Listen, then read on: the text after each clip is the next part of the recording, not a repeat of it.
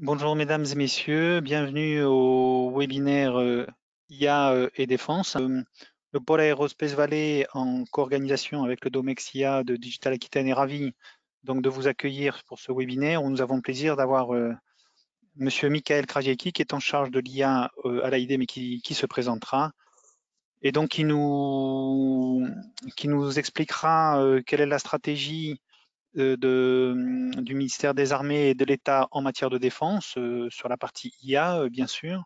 Nous aurons ensuite le témoignage d'une petite entreprise et les deux co-organisateurs vous indiqueront comment est-ce qu'ils sont en mesure de pouvoir vous aider pour justement participer à ces programmes de financement.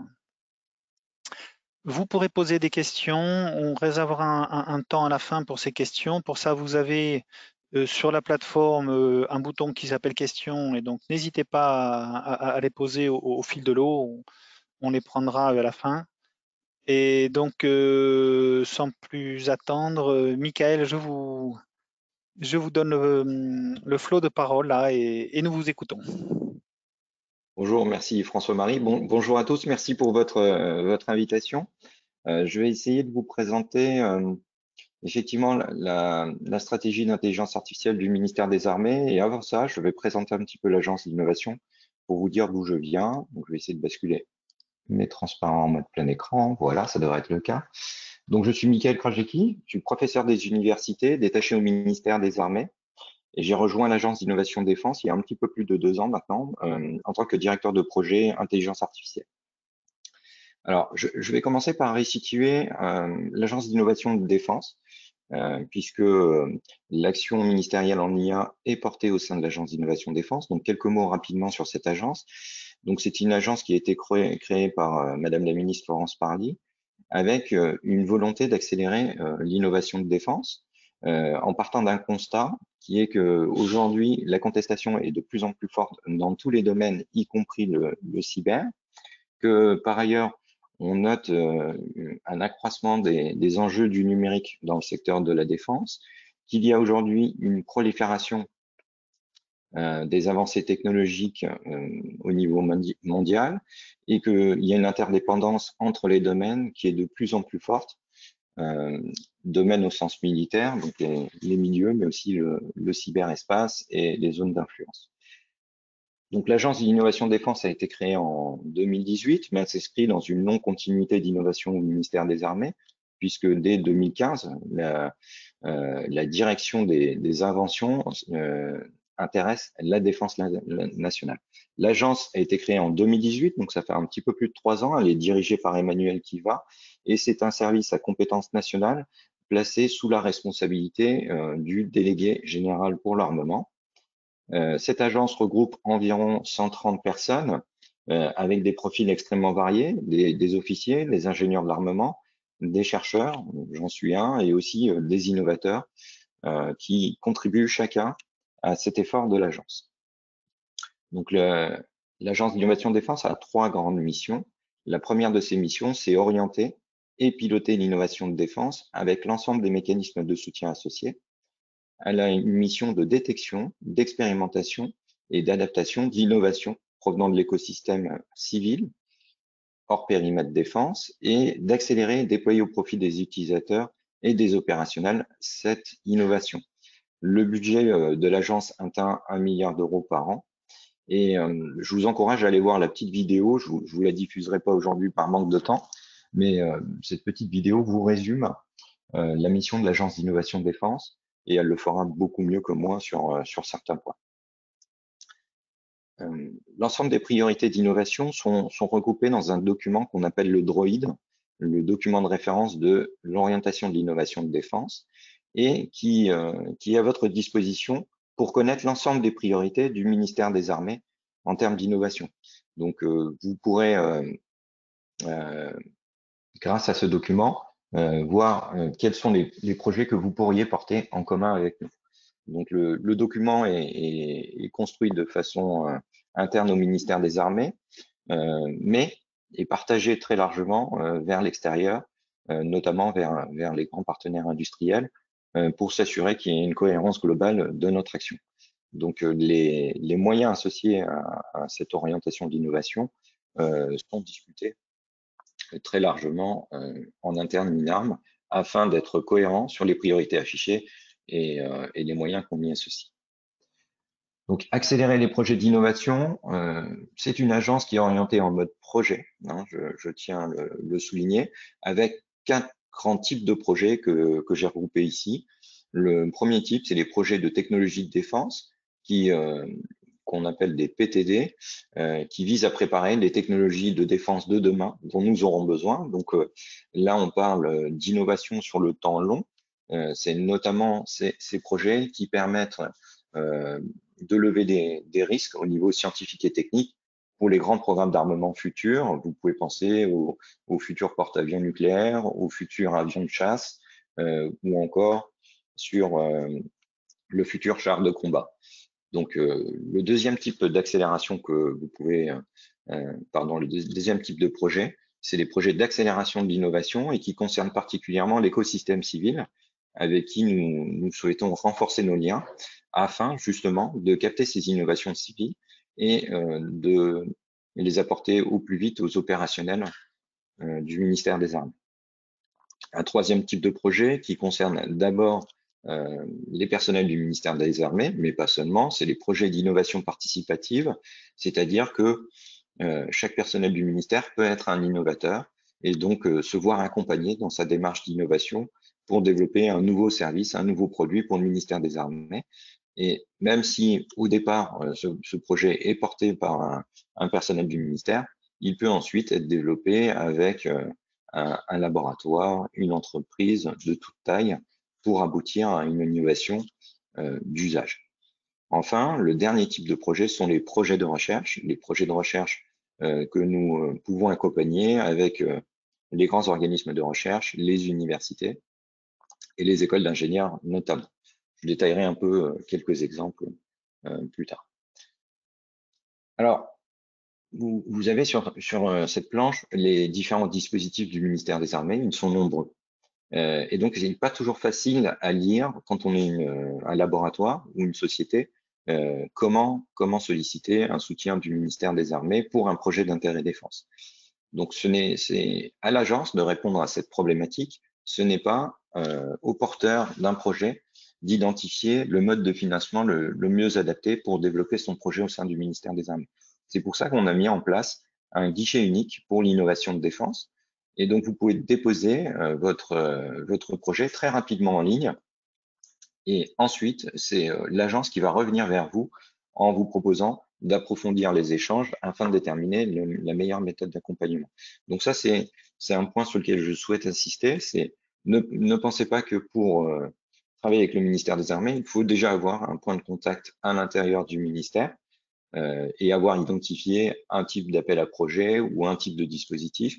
Non, il vous suffit d'identifier un projet d'intérêt défense dans la dualité, c'est-à-dire en partant d'une application civile, nous expliquer en quoi votre projet pourrait être pertinent pour la défense, et charge à nous ensuite de vous apporter les bons interlocuteurs et les moyens adaptés pour développer votre projet s'il est d'intérêt défense. Donc un guichet unique, accessible très facilement sur le web.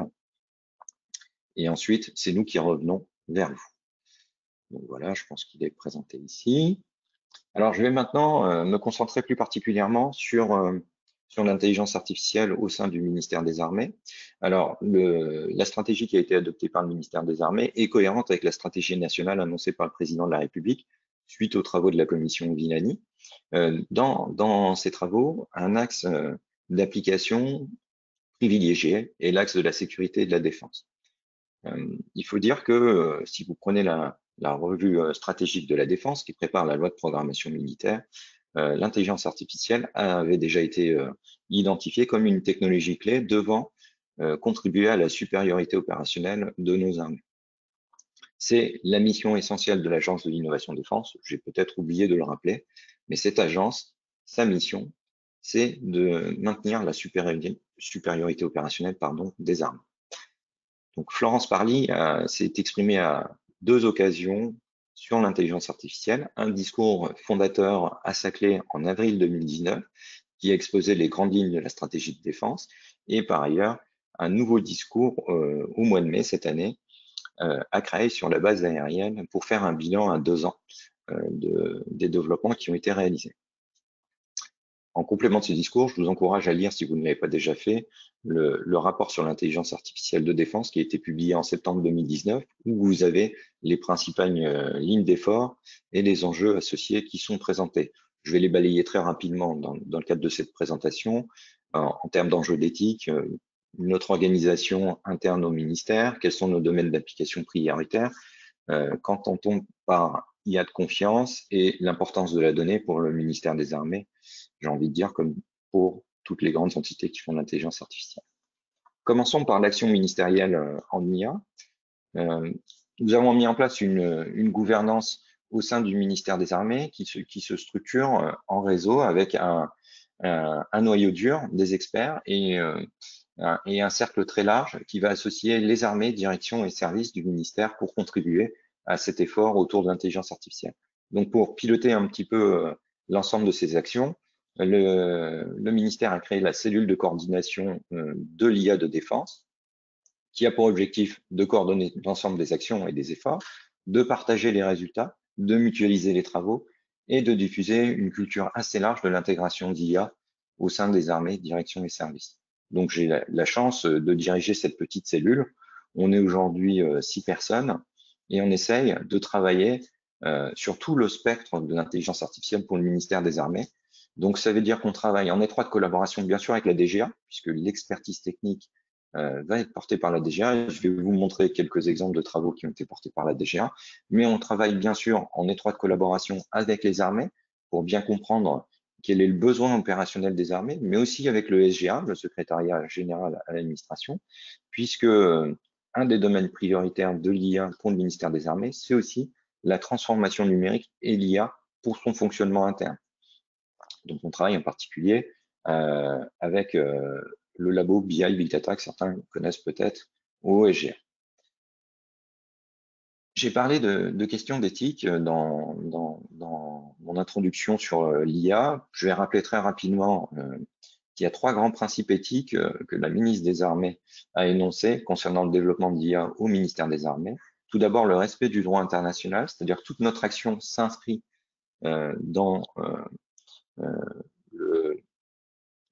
les cercles d'échange au niveau international, notamment la Convention pour certaines armes classiques, le maintien d'un contrôle humain suffisant. Donc, il s'agit ici de rappeler que la décision est toujours prise par un humain, quel que soit l'enjeu, et au bon moment. Et la permanence de la responsabilité du commandement, ben, c'est tout simplement que c'est le chef qui décide et qui en assume la responsabilité. La ministre des Armées a mis en place en janvier 2020 un comité d'éthique qui est chargé de la conseiller sur les questions d'éthique. Et donc, ce comité a produit 2 rapports aujourd'hui. Le plus récent s'intéressant au système armé létaux autonome et introduit une notion très intéressante que je vous encourage à aller voir de SALIA, c'est-à-dire système armé létaux intégrant de l'autonomie, et puis également un rapport sur le soldat augmenté en septembre 2020. Alors, si on parle d'éthique, on parle aussi de maîtrise technique, et là, on est sur le cœur d'expertise de la DGA, et c'est pour cela qu'on a produit un guide de recommandation pour la spécification et la qualification des systèmes intégrants de l'intelligence artificielle. Donc, ce guide a été largement diffusé. Il y a 2 versions de ce guide qui ont été produites et qui ont été partagées notamment avec la communauté universitaire, la communauté recherche et les industriels. Une deuxième version du guide qui a tiré parti de ce retour nous a permis de consolider les grandes lignes directrices sur quelques principes et on l'a diffusé assez largement fin d'année dernière dans une diffusion restreinte, c'est-à-dire que ont eu accès à ce guide les partenaires du ministère des Armées, mais si vous souhaitez l'avoir et que vous n'y avez pas accès, ben, il suffit de m'écrire et on vous le transmettra si c'est justifié. Et par ailleurs, nous sommes en train de préparer une version internationale en langue anglaise qui va être publiée d'ici la fin de l'année, je pense, et qui sera cette fois-ci non protégée, donc assez facilement accessible. Donc, dans le contenu du guide que j'ai pas détaillé ici, mais vous trouvez une partie assez générale sur que peut-on attendre de l'IA dans un système de défense. Quand on raisonne système d'apprentissage, eh ben, comment juger de la qualité des résultats, comment constituer les bases de données nécessaires à l'entraînement, quelles sont les bases ensuite nécessaires pour tester les systèmes. Et puis, vous avez quelques grandes recommandations sur qu'est-ce qu'une fonction critique, à quel niveau on peut envisager un développement à base d'intelligence artificielle. Alors, j'ai parlé d'intelligence artificielle, d'organisation, mais très peu de ce qu'on attendait par intelligence artificielle. Et c'est vrai que c'est une question difficile, mais je voudrais ici rappeler que pour le ministère des Armées, ce qui nous intéresse, c'est pas la discipline en tant que discipline de recherche, mais plutôt les applications qu'on peut envisager de l'intelligence artificielle. Donc, je vous renvoie à la conférence de Dartmouth en 1956, qui propose une définition, en tout cas une conjecture, qui exprime le fait que ben, chaque caractéristique de l'apprentissage ou propriété de l'intelligence humaine peut être en principe suffisamment bien décrite pour être ensuite simulée par une machine. Et en fait, ça, c'est l'approche scientifique. Et de cette approche, un ensemble de développements technologiques ont été réalisés qui permettent, par exemple, de faire une bien meilleure analyse d'une image. Donc ici, j'ai pris un exemple que vous connaissez peut-être. C'est une image, une photo satellite d'un aéroport. Et l'objectif ici, c'est d'être capable de détecter, de reconnaître et d'identifier des avions. Donc, je remercie Préligence. C'est une image de Préligence qui travaille avec le ministère des Armées ici. Donc l'IA recouvre différentes approches algorithmiques et c'est cette partie-là qui va nous intéresser, c'est comment tirer parti de ces travaux de recherche pour développer des applications au service des armées. Et on se rend compte que de plus en plus, la donnée a pris de l'importance et notamment avec le succès de l'apprentissage machine et de l'apprentissage profond. Alors je vais en dire un petit mot. La donnée, c'est un objectif en soi pour le ministère des Armées, d'être en mesure de la collecter, de la trier, de la noter, de la stocker et d'en maîtriser le processus tout au long de son cycle de vie. Donc, c'est une action qui est conduite aujourd'hui sous trois piliers. Un pilier gouvernance qui est porté notamment par la Direction générale du numérique, un peu notre DSI du ministère des Armées. Un pilier qui est orienté vers l'architecture qu'on va mettre en œuvre pour pouvoir atteindre nos objectifs en termes de captation de la donnée, d'annotation de la donnée et d'exploitation de cette donnée. Et puis, un pilier d'acculturation, notamment vis-à-vis des décideurs, pour éviter éventuellement de l'évaporation de la donnée, mais aussi pour avoir une approche systématique de la valorisation de la donnée produite au sein du ministère des Armées. Quand je parle de données, je parle bien sûr de la donnée opérationnelle, mais aussi de la donnée interne au ministère des Armées, qui est notamment exploitée quand il s'agit d'améliorer notre fonctionnement en termes de dépenses énergétiques, par exemple. Nous avions organisé un hackathon sur ce sujet au printemps dernier, destiné aux étudiants, où on s'intéressait à des problématiques énergie au sein du ministère des Armées, entre autres. Alors, quand je parle de données, vous le resituer dans une approche duale. Vous retrouvez de façon classique les 4V, 5V, 6V, 7V, comme vous voulez, mais en tout cas, cette notion de volumétrie, de variété de la donnée, de vélocité de la donnée et de véracité. Mais à la différence de ce qui peut se passer dans le monde civil, notamment dans une approche B2C, vous avez une petite illustration de ce qui est produit sur une minute, ce qu'il était l'année dernière sur Internet. Et puis à droite, vous avez des exemples de données du monde de la défense. Donc on a une spécificité par rapport au monde civil, c'est-à-dire qu'on utilise des capteurs qui sont rarement disponibles dans le civil, je pense à des radars ou à des sonars, et même pour de l'imagerie classique, nos capteurs ont peut-être des performances qui n'existent pas au même niveau dans le monde civil, et on trouve aussi une très grande volumétrie de cette donnée. À titre d'exemple, j'ai mis une imagette d'un satellite, un satellite récent de la gamme Musis, c'est environ 1,5 Teraoctets de données produites chaque jour. Si vous vous intéressez à des données qui existent dans le monde civil, hein, par exemple les positions des navires sur les mers du monde, avec un système AIS, il y a 10 millions de positions par jour exploitées. La vélocité de l'information, comprenez bien dans le contexte de la défense, la notion temporelle peut être extrêmement importante dans une prise de décision, et tout comme la véracité, car il ne s'agit pas de prendre une décision sur une information qui n'a pas été vérifiée ou consolidée. Alors, je reviendrai sur cette notion de données, je vous donnerai une illustration un peu plus tard, mais j'aimerais souligner que tout ça, on ne le fait pas tout seul.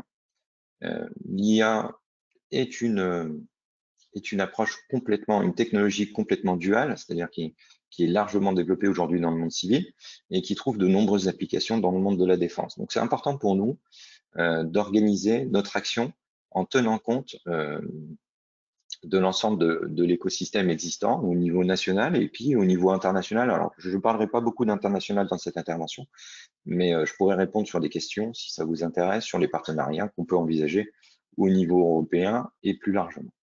Donc, notre objectif, c'est de construire et stimuler un écosystème en ayant des mécanismes de collaboration qui sont extrêmement souples, qui permettent d'aller vite. Par exemple, j'ai évoqué la problématique de la donnée. Dans certains cas, on n'a pas de corpus de données. Et donc, c'est comment constituer ces corpus de données pour ensuite pouvoir les partager avec nos partenaires et leur permettre de développer des nouvelles applications.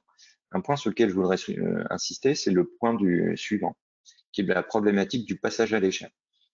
Très souvent, les temps d'action du ministère des Armées ne sont pas forcément les mêmes que ceux d'une start-up ou d'une PME. Quand vous intéressez à un grand système de défense, un objet comme un porte-avions ou un avion de chasse, le temps de développement, c'est plusieurs dizaines d'années, son exploitation, c'est 40, 50 ans. Donc évidemment, c'est des échelles de temps qui ne sont pas forcément compatibles avec une PME. Mais sur ce même objet, par exemple, prenant le porte-avions, il y a des évolutions très, très régulières. Et donc, il faut qu'on soit en capacité de vous accompagner pour que ces évolutions puissent arriver dans ces grands systèmes dans un temps raisonnable.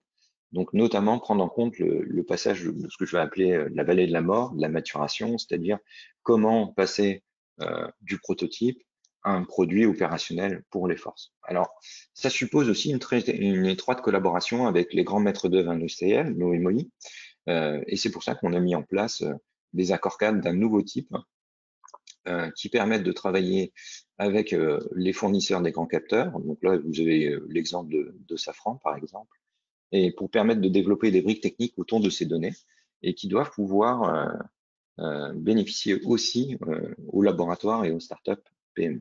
Alors, notre écosystème aujourd'hui, j'essaie de le mettre sur une planche. Alors, pardon si votre logo n'y est pas, j'en ai pris quelques-uns, c'était difficile de tout mettre là-dessus. Mais je voulais souligner que aujourd'hui, notre écosystème est largement constitué. On a organisé un forum sur l'IA de défense fin septembre au Val-de-Grâce et on a réuni 170 participants. La très grande majorité des participants étaient extérieurs au ministère des Armées. Du secteur académique avec lequel nous avons tissé des liens forts autour de l'intelligence artificielle. Je pense en particulier à l'INRIA, avec qui nous avons une convention et des travaux en cours, le CNRS, avec l'ANR. Avec l'ANR, nous avons très récemment lancé un appel sur l'IA de défense, avec trois problématiques. Les fondamentaux de l'IA, c'est-à-dire notamment la confiance dans l'IA, mais aussi la frugalité, l'embarquabilité, un axe qui était orienté sur les capteurs et la fusion de données, et puis un axe sur le traitement automatique du langage. Donc les projets, on a reçu beaucoup des propositions de très bonne qualité, et j'espère que l'ANR sera bientôt en capacité de confirmer les projets qui seront soutenus, mais ça sera le cas dans les prochaines semaines avant la fin de l'année. Nous travaillons bien sûr beaucoup avec les écoles d'ingénieurs, notamment sous tutelle DGA, les ENSTA, le groupe ISAE et puis l'école polytechnique. Nous avons des actions, je l'ai évoqué, avec les grands maîtres d'œuvre industriels, qu'ils soient uniquement impliqués dans le monde de la défense ou plus largement ayant des activités dans le monde civil et dans le monde de la défense, qu'ils soient des acteurs du numérique ou plus largement sur d'autres sujets. Et puis, vous avez ici quelques acteurs avec qui nous travaillons, qui ne sont pas des grands maîtres d'œuvre, mais qui ont une vraie compétence technique sur ces sujets-là et avec qui nous développons de nombreux partenariats, que ce soit sur des aspects matériels, hein, c'est le cas de la dernière ligne, ou des applications un peu plus haut niveau. Donc aujourd'hui, il y a un foisonnement de l'offre d'actions au sein du ministère des Armées sur l'intelligence artificielle. On a plus de 150 actions en cours, alors des actions très variées, aussi bien des financements, j'ai envie de dire bas TRL, des projets de thèse, que sur des projets à haut TRL issus d'accélération d'innovation. Et ce qui est intéressant de noter, c'est que plus de 40% de ces actions impliquent des PME, des laboratoires. Et très souvent, ce sont des projets de recherche ou d'accélération de l'innovation. Alors, je vais donner quelques exemples, puisque j'ai été très abstrait jusqu'à présent.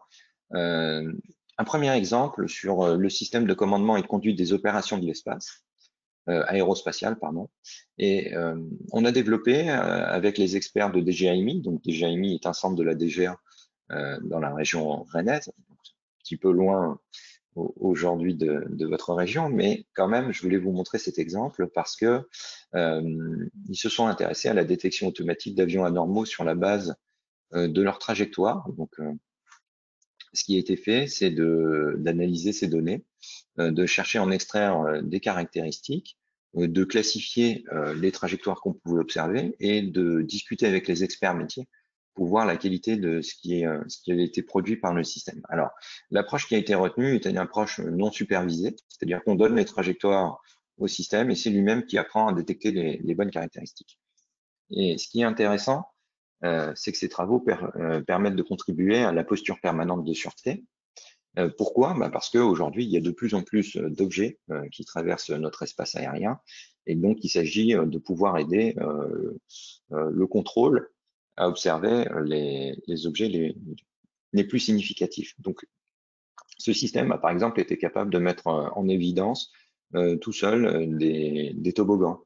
Alors, un toboggan, c'est un avion qui tourne sur une zone bien déterminée. C'est logique quand il est en phase d'atterrissage et qu'il attend l'autorisation de se poser sur un aéroport civil. Ça l'est moins quand c'est juste après son décollage. De la même façon, le système a automatiquement été capable de détecter des peignes et ce genre de comportement. Donc c'est intéressant parce que ça permet d'améliorer la performance de nos systèmes sans changer les grands capteurs. Et évidemment, vous comprenez que c'est important pour nous puisque l'évolution de ces capteurs est relativement longue et peut être coûteuse hein, quand on parle des grands radars. Évidemment, on ne les change pas tous les ans, mais si on peut améliorer la performance de nos systèmes par des recours à du logiciel, c'est une voie extrêmement positive. Donc ce petit démonstrateur a été développé en quelques mois en interne à la DGA et a fait l'objet d'une collaboration. Et donc, il y a une discussion aujourd'hui pour l'intégrer dans le grand système SCOA qui est en charge justement de cette posture.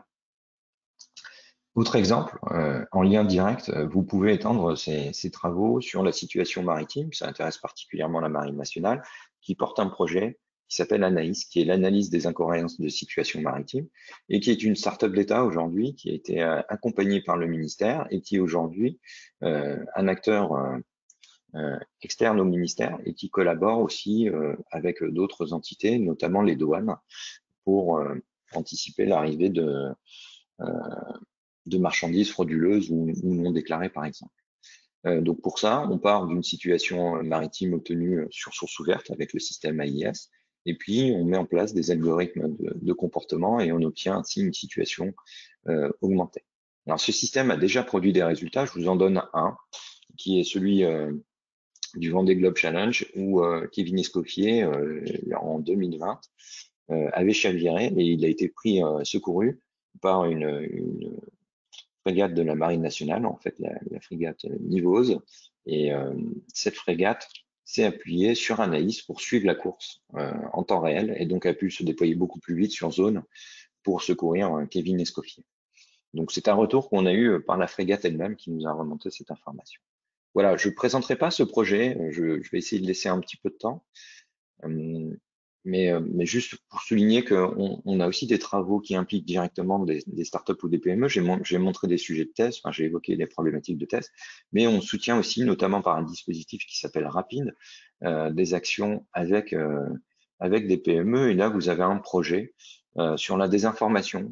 Je vous l'ai dit tout à l'heure, la contestation des armées, ça passe dans tous les champs, y compris le champ cyber et le champ de la désinformation. Donc, vous avez un exemple ici de travaux qui sont portés avec le ministère des Armées pour essayer d'identifier, d'attribuer les sources de désinformation. Et donc, vous avez quelques données qui avaient été collectées au printemps dernier, enfin même en début d'année, pardon, pour la démonstration qui a été faite à la ministre des Armées, où on montre que finalement, quand vous vous intéressez à l'opération Barkhane et que vous cherchez à comprendre d'où viennent les désinformations, une image classique, c'est de considérer que l'armée française y est pour piller de l'or sur place, ce qui est complètement faux. Vous vous rendez compte que dans les médias qui sont impliqués, vous avez un média d'origine russe, un média d'origine iranienne ou turque, par exemple, qui contribue à diffuser ces fausses informations. Vous pouvez faire des analyses, les caractériser, les attribuer. Je terminerai sur le Forum Innovation Défense qui va être organisé bientôt. Et je sais que Aerospace Valley est impliqué dans cette organisation. Donc, 3 journées sur ce forum fin novembre à l'Espace Champéret à Paris. Ce sera un événement en physique, ça fera du bien, je pense, de se retrouver, avec un village d'exposition avec une centaine de projets d'innovation qui seront présentés, des conférences, des tables rondes. Il y aura des conférences et des tables rondes sur l'intelligence artificielle. Vous pouvez m'y retrouver sur place très probablement à cette occasion. Un espace de rendez-vous en B2B avec la possibilité de prévoir vos rendez-vous en digital très bientôt, une zone d'expérience notamment autour de la Red Team Défense. Je vous encourage à aller voir la Red Team Défense si vous ne connaissez pas. Et puis également un espace pour les jeunes qui voudraient rejoindre le ministère des Armées, un espace speed dating le 27 novembre, c'est-à-dire la journée grand public. Vous pouvez venir aussi en famille, il y aura des démonstrations très sympas, je pense, à cette occasion. Voilà, j'ai été extrêmement synthétique. J'espère avoir répondu un petit peu à vos attentes sur qu'est-ce que c'est qu'aujourd'hui l'IA dans le contexte de la défense. Et puis, bien sûr, je répondrai avec à vos questions bien volontiers. Merci à tous. Un grand merci, Michael, pour cette présentation. Alors, il y a déjà un certain nombre de questions, donc n'hésitez pas à continuer à les poser sur le chat de questions.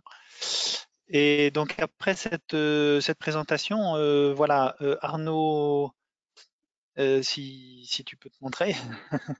Donc, on va demander à Arnaud Yalouen, donc, qui a bénéficié en fait de ces de ces possibilités, bah, de témoigner. Est-ce que voilà, est-ce que ce qu'a raconté Michael, tout ça, c'est juste? Comment est-ce que toi tu l'as vécu? Et quel message voilà, tu peux donner aussi en termes de retour d'expérience pour Yes, bonjour à tous, merci pour l'introduction. Donc, je suis Arnaud Guelallen, je suis le PDG et cofondateur de Numalis. Nous, on travaille, donc on est une deep tech dans le domaine pas mal orienté défense. On fait des logiciels, on fait aussi des standards internationaux. Et comme l'a expliqué François-Marie, effectivement, on a mis le pied à l'étrier dans le milieu de défense grâce aux diverses sources de financement qui existent.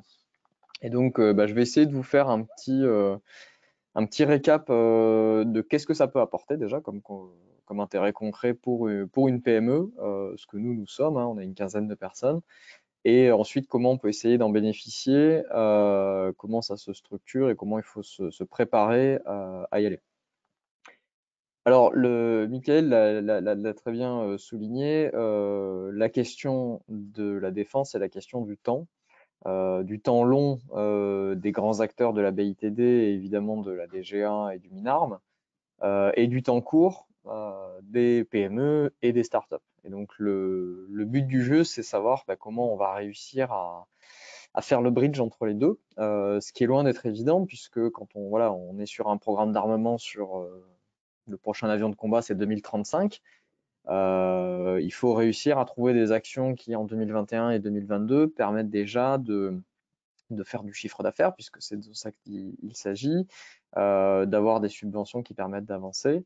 Et donc, il faut réussir à trouver des guichets qui permettent de faire ça en même temps qu'on s'inscrit dans le temps long jusqu'en 2035. Donc c'est tout l'enjeu des financements qui sont aujourd'hui sous la houlette de l'AID, c'est d'essayer de trouver des solutions pour tous les acteurs. Alors nous, si on devait dire en premier pourquoi ça a été vital pour nous de travailler avec ce type de financement, c'était déjà et en premier lieu un enjeu de crédibilité. Quand on est une très jeune entreprise, ce qui était notre cas quand on a commencé à chercher un financement, alors à l'époque c'était à la sous-direction PME de la DGA, maintenant qui est à l'AID, on avait 2 ans d'existence, donc autant dire qu'on on n'était pas sur les radars de grand monde à cette époque-là encore. Et donc, il fallait convaincre à la fois des grands maîtres d'ouvrage, qui sont les grands classiques qu'on a. Alors, par exemple, à Toulouse, on va avoir beaucoup du Airbus, du Thales, mais à Paris, on va aussi avoir des acteurs comme Nexter ou MBDA. C'était de convaincre ces gens-là que on était une société qui était suffisamment fiable pour commencer à travailler avec eux et à se projeter, à tester notre techno et à commencer à construire une histoire ensemble. Et donc, à cette époque-là, on est allé chercher un financement de type, alors ça s'appelle un rapide pour régime d'appui dual à l'innovation.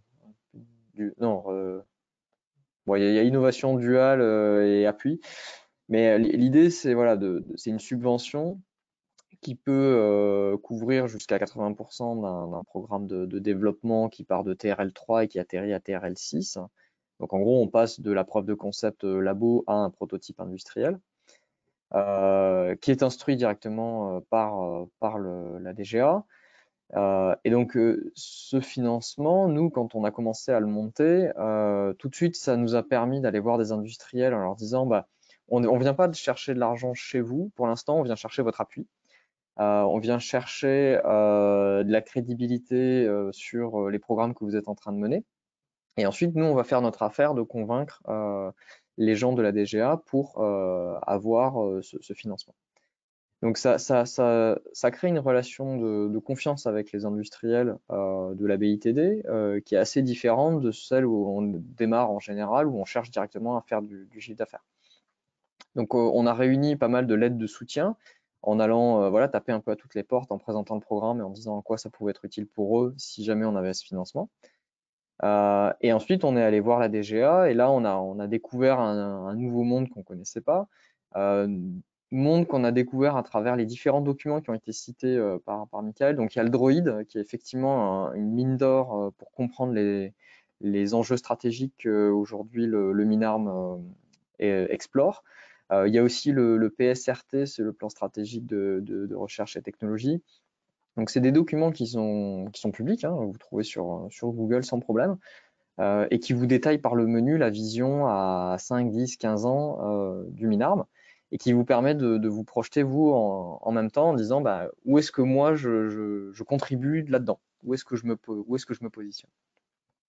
Donc, une fois qu'on a fait ça, qu'on a fait en gros ses devoirs, hein, on est allé lire les documents, on a bien appris ce qu'il fallait dire, on a compris à qui il fallait parler avec les lettres de soutien qui vont bien. On peut déposer, alors là aujourd'hui maintenant c'est via le guichet unique, un projet qui va être instruit, qui va permettre de trouver le bon type de financement. En général, on sait quand même un petit peu où on va, mais le guichet va aider au cas où à concrétiser ça.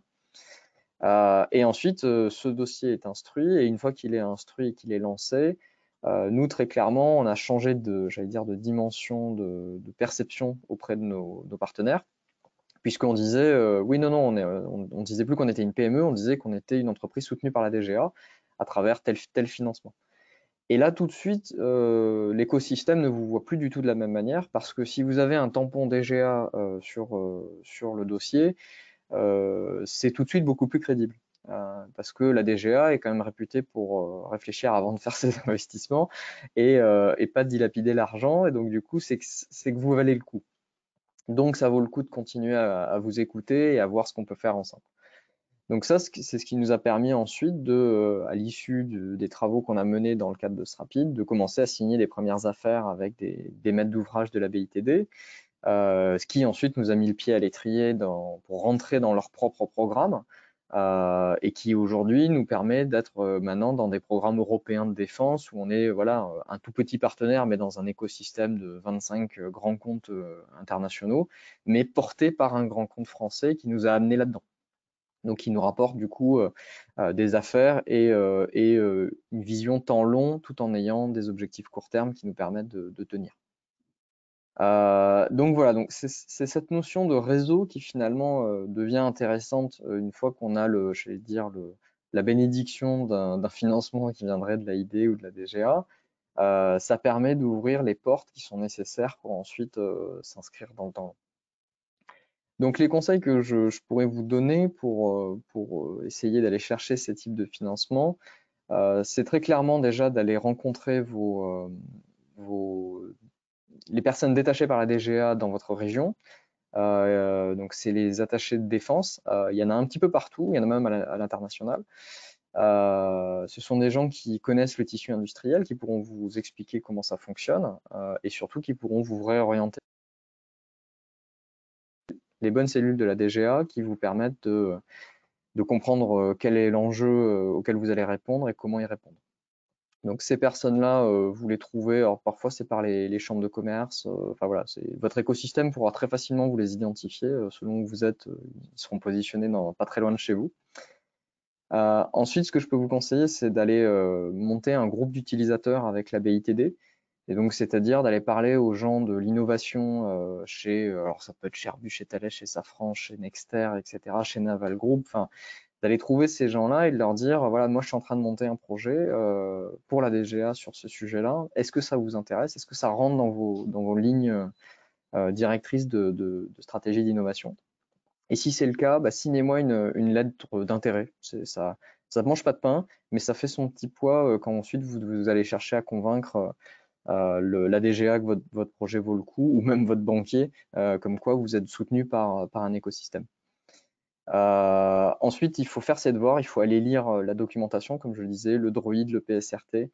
Une fois que vous avez lu tout ça et que vous vous êtes imprégné de cette culture, des mots-clés, des acronymes qui sont parfois un petit peu effrayants, mais qu'on apprend à maîtriser, que vous avez en gros le langage qui va bien, c'est le moment de commencer à rédiger. Il faut prévoir quelques mois en général pour rédiger un bon dossier, le faire relire par votre correspondant DGA, le faire relire par toutes les personnes avec qui vous aurez pu commencer à discuter à la DGA pour voir en avance de phase avant de le déposer officiellement si ça colle.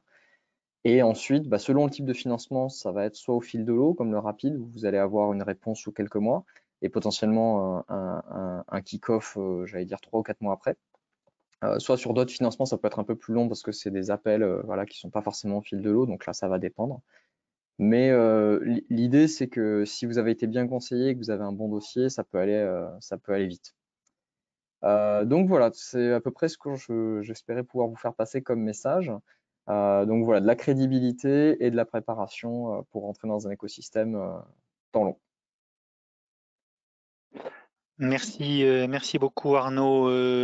Donc en fait, aborder dans ton retour d'expérience, effectivement, comment adresser, hein. Donc on écoutera Michael tout à l'heure là-dessus aussi, mais justement Christelle et ensuite Pascal, donc vous qui représentez les pôles de compétitivité ou les associations, vous êtes là aussi pour aider justement les membres. Alors Christelle, comment est-ce qu'on fait pour être aidé avec le pôle sur ces sujets-là?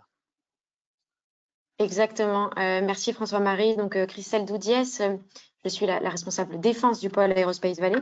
Merci Arnaud pour votre témoignage, hein. En effet, vous avez déjà bien défloré le sujet sur le soutien, le soutien qui est nécessaire pour les différentes sociétés. Et vous avez aussi présenté les grandes lignes un peu de ce que le pôle Aerospace Valley peut faire pour les sociétés qui y sont membres. Donc, on est susceptible de vous accompagner à différents niveaux concernant la défense. Ma mission, c'est de vous accompagner dans la définition d'une stratégie d'accès aux mines-armes. Cette stratégie d'accès, elle se situe à différents niveaux, hein. Il y a bien sûr le niveau national, le niveau avec la DGA. Vous avez le niveau régional avec, comme on a parlé Arnaud, donc vous avez des correspondants locaux de la DGA qui sont déployés en région. Il y a aussi toute la partie innovation de défense. Voilà. Il y a aussi toute la partie innovation de défense qui se situe au niveau de l'Europe. Et là aussi, le pôle Aerospace Valley est susceptible de vous accompagner. Je vais faire une aparté rapidement sur le Forum Innovation de Défense donc de fin novembre. C'est une très belle opportunité hein, pour les sociétés qui ont eu des projets financés par le ministère des Armées. C'est une très belle opportunité pour ces sociétés pour être mis en relation avec différents MOI, différents maîtres d'œuvre industriels, services des achats hein, ou investisseurs, afin que, voilà, ok, vous avez eu votre projet qui a été financé par l'innovation de défense, maintenant il est question de le faire, de le faire financer et acheter par des grands groupes. Donc moi, je suis en lien directement avec l'AID afin d'identifier un peu les différents membres du pôle qui ont des projets d'innovation de défense qui ont été financés et de vous accompagner pour participer au Forum Innovation de Défense. Plus généralement, Aerospace Valley, on vous accompagne, donc on est en lien bien sûr directement avec l'AID et avec le guichet unique. On va vous accompagner à différents niveaux, tout d'abord pour échanger avec vous et bien définir quel est votre projet d'innovation défense et bien définir les cas d'usage et d'application militaire. Ça, c'est un point qui est essentiel dans votre projet. Hein. Moi, j'étais dans l'armée de l'air pendant 10 ans, je suis toujours réserviste opérationnel et je suis susceptible donc de vous accompagner, de vous mettre en relation avec différentes unités militaires et états-majors qui seraient pertinents dans le cadre de votre projet pour qu'on le prépare bien en amont. Une fois qu'on l'a bien préparé en amont, le pôle Aerospace Valley, un peu à l'image de ce que disait Arnaud sur les lettres de soutien de grands MOI, le pôle Aerospace Valley émet aussi, susceptible d'émettre une lettre de soutien à votre projet. Lettre de soutien qui vous permettra, dès lors que vous déposez le dossier au guichet unique de l'AID, d'avoir un soutien supplémentaire dans le cadre du dépôt de votre projet. On vous accompagne aussi au niveau du pôle dans la présentation du guichet unique hein, et des différentes modalités de financement. Comme ça a été évoqué rapidement, les modalités de financement, en fait, elles sont déterminées par l'AID. C'est vraiment vous répondre. Votre objectif, c'est de présenter un projet d'innovation de défense et après, le guichet de financement, c'est l'AID en interne qui vous orientera. Et enfin, je ne l'ai pas dit, mais j'aurais dû commencer par ça. Au pôle, on vous accompagne aussi dans le décryptage du droïde, comme cela a été mentionné par Michael notamment. C'est un document qui est essentiel dans le cadre de l'innovation de défense et on vous accompagne au pôle pour vraiment le décrypter et définir avec vous un projet qui soit pertinent. Voilà, je vous remercie et je suis disponible également pour répondre à vos questions. Merci beaucoup, Christelle. Et donc, Pascal, toi, tu es au Domex IA et vous aussi, vous accompagnez en fait les adhérents pour les aider. Voilà, si on t'écoute. Merci François-Marie. Oui, donc Pascal Diogo, président fondateur du groupe Activus et référent industrie et transport au sein du Domex IA Data Science. Le Domex IA Data Science au sein de la région Nouvelle-Aquitaine, c'est quoi? En fait, c'est une structure qui émane de la région et qui a pour objectif de diffuser et de faire travailler ensemble l'ensemble des acteurs de l'écosystème Nouvelle-Aquitaine qui sont impliqués dans l'IA, la data science, le big data et les autres technologies de machine learning, entre autres. Notre vision, c'est de faire se retrouver ensemble autour d'une même table, les acteurs publics, les acteurs privés, pour d'un côté répondre à des appels à projets, aller chercher des financements, comme on peut le faire avec Aerospace Valley et le monde militaire, mais aussi d'autres secteurs, qu'ils soient de l'industrie, du commerce ou autres, et animer, partager les savoir-faire qui sont créés au sein de la région Nouvelle-Aquitaine avec des collaborations qui peuvent être transverses entre Nouvelle-Aquitaine, Occitanie et de proximité. Les contacts, si vous souhaitez adhérer à ce Domex, hein, puisque c'est un domaine d'excellence qui vit sur les adhésions des sociétés qui contribuent à l'écosystème, ben, sont Antoine Lamarche, qui est le directeur digital Aquitaine, moi-même, si vous le souhaitez. Et c'est avec plaisir qu'on échangera avec les personnes intéressées sur ces domaines-là. Merci François-Marie, je te rends la parole. Merci Pascal. Donc vous l'avez compris en fait, IA et défense, il y a la conjonction en fait des compétences défense et des compétences intelligence artificielle, hein. Donc pour le pôle, j'accompagne Christelle en tant qu'animateur de la partie IA du pôle avec elle donc sur les sujets en termes de croisement. Alors on a eu quelques questions relatives au soutien d'un point de vue pratique en fait pour vous pour pouvoir adresser en fait ce guichet unique, hein. Il y a eu les témoignages d'Arnaud, les témoignages de Christelle et puis de Pascal. Peut-être Michael, souhaitez-vous réagir aussi aux conseils, recommandations qui ont été faites pour avoir votre avis, votre commentaire, peut-être votre complément là-dessus, hein.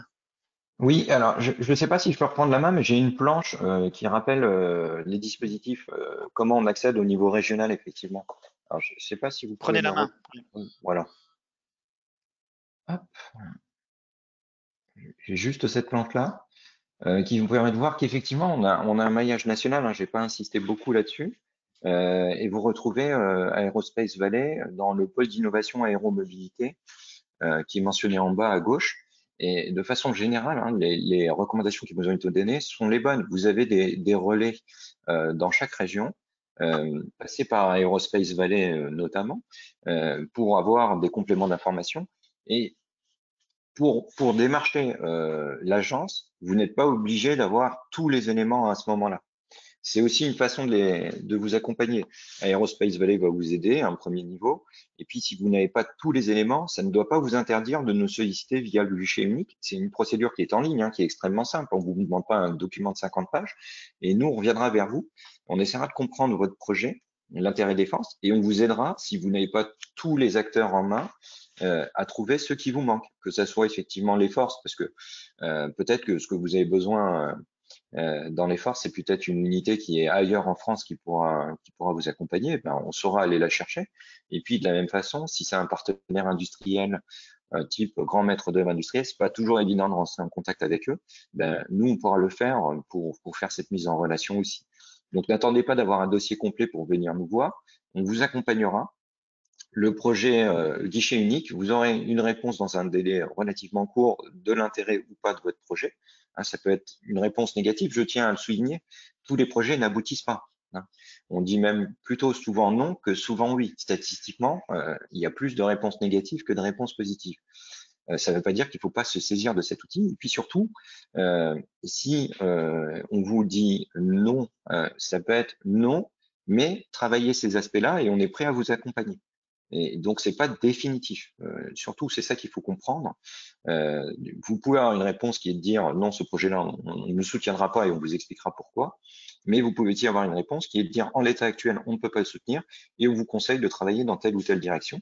Et on peut vous accompagner, c'est-à-dire des experts de la DGA peuvent venir à votre rencontre, des opérationnels aussi. Enfin voilà, il y a tout un tas de relais. Donc, n'hésitez surtout pas à nous saisir et à saisir vos points de relais locaux, parce que c'est toujours plus simple de commencer en local et puis de voir ensuite comment on peut vous aider. Voilà, il y a eu, merci beaucoup Mickaël, il y a eu pas mal de questions qui ont été posées sur les délais, les temps de réponse, etc. Je pense qu'elles ont été données. Chacun d'entre vous a bien compris que bon, il y a d'une certaine façon, il y a pas mal de gens qui sont là aussi pour vous aider, hein, directement auprès de l'AID, mais aussi vous pouvez passer par les pôles, clusters, enfin comme on vient de le voir. Sur les sujets qui sont présentés, peut-être une question, si on a encore quelques instants, qui était, alors il y a des questions très précises, est-ce que par exemple les problématiques d'explicabilité, d'interprétabilité, des biais, etc., est-ce que ça fait partie de ces sujets? Une autre question qui relève, est-ce qu'il faut avoir un caractère opérationnel ou pas? Je pense que vous l'avez précisé, mais peut-être que sur la nature des projets, Michael, vous pourriez réindiquer un peu quels sont voilà, un peu le panorama, on va dire. Oui, alors, les questions d'explicabilité, typiquement, c'était un des thèmes qui était proposé dans le cadre de l'appel ANR qu'on vient de terminer. Donc oui, toutes ces questions sur les enjeux de confiance, que ça soit explicabilité ou bien même d'être en capacité de mesurer l'efficacité du système, sa capacité à s'auto-évaluer, à nous dire s'il est dans une zone où il peut fournir une réponse ou pas. Toutes ces questions assez fondamentales font partie des enjeux que nous adressons. Donc là, vous n'avez pas forcément besoin d'avoir une application opérationnelle au sens premier du terme. D'ailleurs, je ne l'ai pas souligné, mais on peut parler des 3 IA. Il y a Amity dans la région. Et ben, on contribue aux travaux d'Amity, notamment dans un projet qui s'appelle DEAL, qui est sur des problèmes de certification, notamment de systèmes à base d'intelligence artificielle. Donc, c'est effectivement des sujets qui nous intéressent, comme ça peut être des choses très appliquées. Hein. Je vous ai montré la désinformation. Bah là, vous voyez que c'est un projet qui est porté sur un volet plus industriel avec une PME. Mais donc, les deux sont possibles. Pour répondre sur les délais, un projet au guichet unique, c'est quelques mois. Hein. 1 mois pour avoir un retour sur l'intérêt défense, qui va être dire oui, ça nous intéresse ou c'est un rejet sur l'intérêt défense. Et puis ensuite, on estime qu'il faut à peu près 3 mois pour identifier les bons acteurs et vous apporter une réponse un peu plus structurée pour vous accompagner si on retient votre projet. Voilà, quelques mois d'instruction.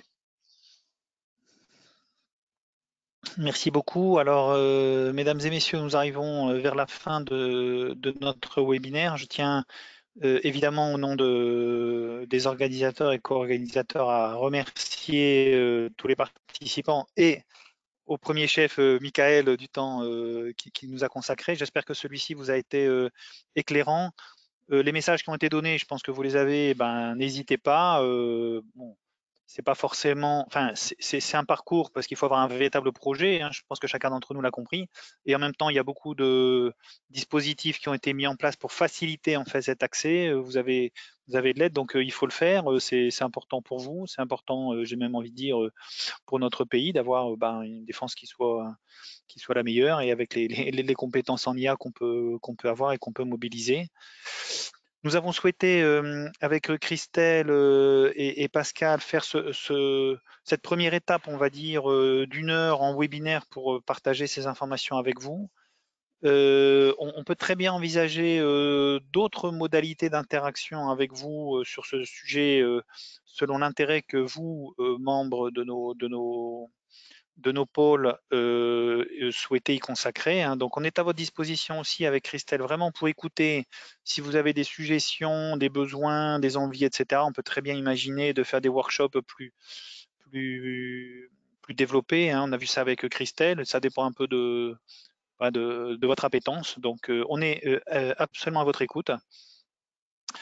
On a, je pense, à peu près répondu aux questions. On regardera pour vous faire une réponse complémentaire en cas de besoin. En tout cas, un grand merci pour votre participation et on vous souhaite, dans ces cas-là, une excellente journée.